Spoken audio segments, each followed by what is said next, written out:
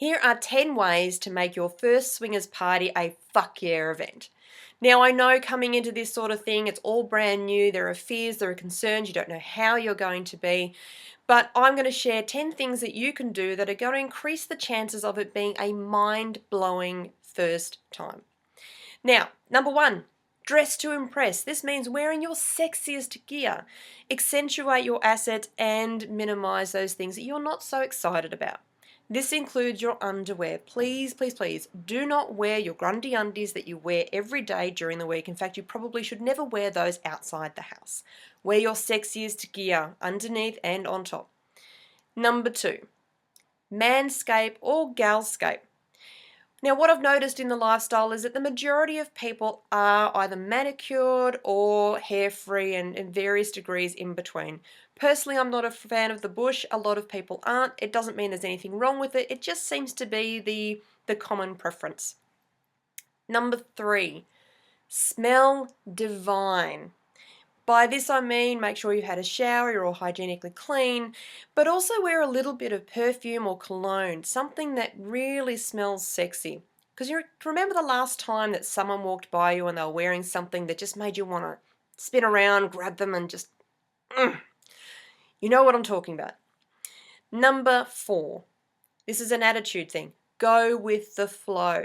It means coming into the night without having expectations around what should or shouldn't happen, how quickly things should get places, and what the outcomes should be.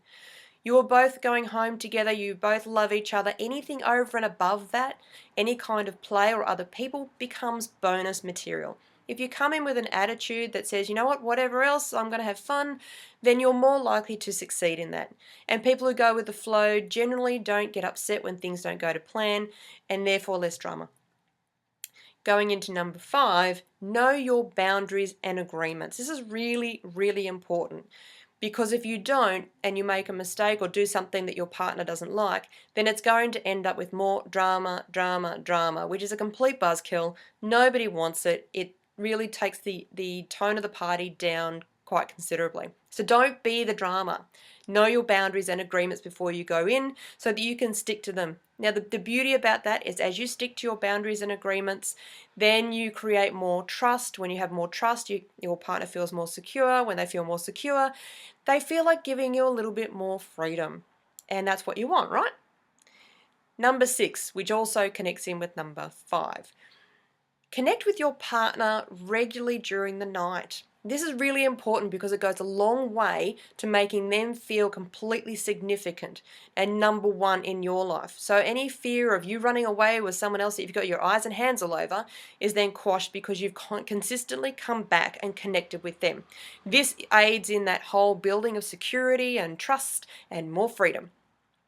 Number seven, be selective. When you're looking for a club or a party to go to, work out which ones have the kind of demographic that you're more interested or more likely to be connected or attracted to, and find ones that have got some volume, so a higher level of attendance. So you've got more or a higher chance of finding or meeting a bunch of people that you're really attracted to. Number eight, the women do tend to have the bulk of the power at these parties, so just be aware that that's the case and just go with that flow. It doesn't mean that men, well, you know, some of them are used and abused, but usually they want to be. Generally, if it's the women that set the pace and set who does what and when. It doesn't necessarily always work out that way, but that tends to be the trend. Number nine, get involved. Don't be a wallflower. Don't stand on the edge and wait and hope that somebody's going to come up and speak to you or invite you in. It is up to you to socialize, to meet, to mingle, to connect so that they can get a sense of who you are and want to invite you in. Those who do get involved tend to be the ones that see most of the action to get in. Number 10, be adventurous. I dare you to almost pretend to be someone else, but not. It's your opportunity to do the kinds of things that maybe you've never done before or to extend your comfort zone. So, for instance, if you're someone that doesn't make a lot of noise, I'm talking to men and women here, maybe use this opportunity to explore what it's like to use your voice and your sounds within the sexual context. It can be a whole lot of fun. It can add a whole level of excitement, adventure, not just in the party, but when you get home. So this is a whole new playground for you, and your sex life is never going to be the same. So go, enjoy, come back and tell us how you went at your first swingers event and whether or not you were able to make it into a fuck yeah event. Millions of members have already joined Adult Matchmaker and are ready to connect and play.